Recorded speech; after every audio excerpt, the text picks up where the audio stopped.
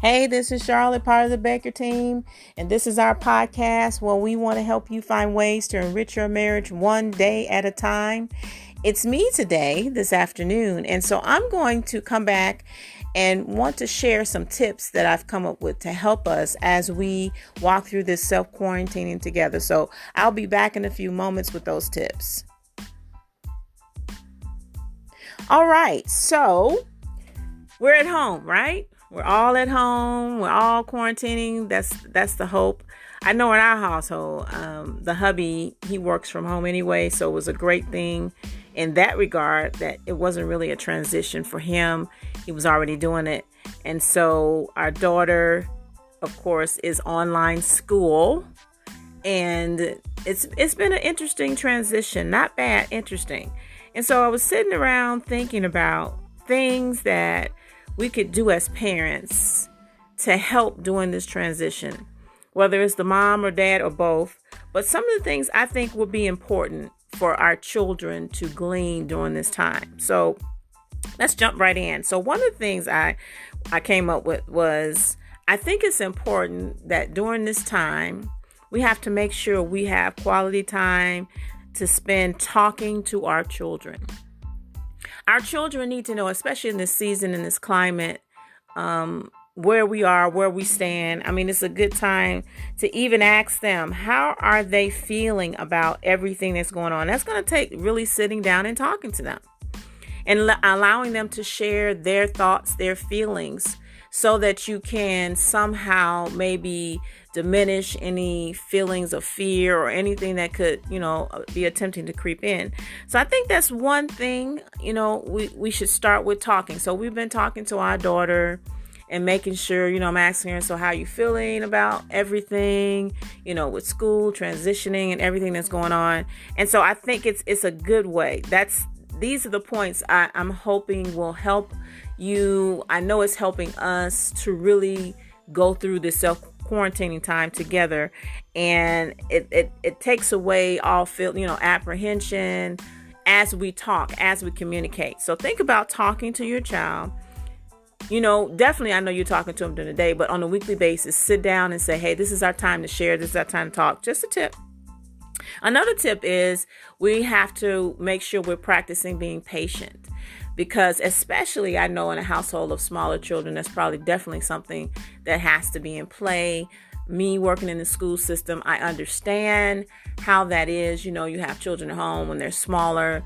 A lot of times they may have more energy, their attention span, different things like that. But we have to really, really pray that we have the patience to deal with our children being at home with us, if we're all at home, for this time period, because we don't know the end yet. Okay. It will end, but we don't know the end. So we have to make sure we're saying, Lord, give me patience, if you will. Another tip is to put a schedule together. So for me, I'm kind of the schedule girl. I like having things in kind of an order, not to the point that it's anal, but I just kind of like to know what's going on. So we are putting a schedule together. So a schedule meaning, okay, we know at the top of the day, homework must be done for my daughter, so she can work on that. And pretty much she's been having a pretty good hefty amount of work. I mean, probably more so than when she was actually in class, which is not a bad thing. It's a good thing. So we know that's on the top of the schedule. And then after that, it's pretty much trying to figure out how to work around. So some things we'll be able to do, I'll be able to do with her because my husband is working. But if we still put out a schedule, write it out. If you have a whiteboard or just a piece of paper, maybe put it on a wall. That could be a good way to get people's minds, get our minds together and think about, what are we going to do today? Because we have, you're not really thinking about the time, it's 1 o'clock, it's 2 o'clock. At least we're not, because it's really not necessary in this climate, because you're in the house. So let's think about things like, okay, homework was at the top. Maybe some games, like we can have time, especially with children. So, you probably don't want them to be on their online games forever. So set a specific time, say, okay, online games, maybe 30 to 45 minutes. Then for smaller kids, I know this really works because I used to do this with my daughter when she was younger. Have a reading corner. So you can set aside a corner, maybe a chair, maybe a place on the floor where you can say, hey, for this 1 hour, we're going to all read. whether we're reading an actual handbook or you're reading something online. But say, this is our reading corner time. Let's read. With smaller kids and even with teens, you can color. I like coloring, and I'm an adult. So sometimes to me, it's like a soothing therapy to just color certain things or to draw or do anything in the artsy field. Okay. And then there may be times where if you guys like puzzles, that's another thing. I'm just giving you examples where if you like puzzles, that'll be the time where you set aside maybe, okay, at this time, we're going to do 30 minutes. We're just going to work on puzzles together. And maybe you won't finish it, but there'll be something you continue the next day. Then there are other games that we have started playing as a family. Again, we used to play a lot more, but now we're playing it for sure. We were playing this game called, I'm not, promoting this particular game, but it's a fun game called Uno. And so we have the newer version. So that's another game. Any type of card games, or we have this old school game. I guess it's old school. It's called Headbands. And it's really a game that allows you to think, to process, to guess. So it's pretty fun. So again, if you put together a list of things to do for the day, somehow that can help break up the day and maybe bring about a more comfortability with, daily activities, because your days will begin to kind of run into each other. When you're in the house, days can run into each other. So another thing is go ahead and let's set parameters. So parameters could be providing more guidance, more teaching lessons about life, about what's going on, which could be, culminated in talking to your children. That could be then talk about life skills, hygiene, especially now because the focus has been wash your hands, wash your hands, wash your hands, right? So this would be, in my mind, a good time to talk about, from one parent to the other. Of course, these are suggestions. To talk about hygiene and any other life skills that maybe they haven't learned up until this point.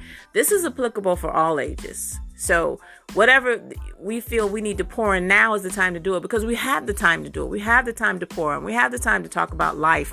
We have the time to talk about life skills. We have the time to talk about how you should live once you are on your own. This is the perfect time. Also, giving out responsibilities. We were telling our daughter, we were cleaning up the other day. We were like, okay, remember, this is your vacuum time. So after we were moving stuff around, she started vacuuming, and I'm like, okay, you got the dishes I cooked. We're still doing that. And even more so now, because we need to have some type of commonality, some type of space and place where we say, you know what, this is still the norm. This is still a part of what you should be doing, especially now that we're in the house. And then ask them, this is a question I asked my daughter, which can be combined also with the time of talking, or you can make this a separate event where we say, ask what they would like or what would they need. So again, ask them, what do you need? Just simply say, is there anything you need? Is there anything you need? How can I help you as your mom, as your dad? How can I help you?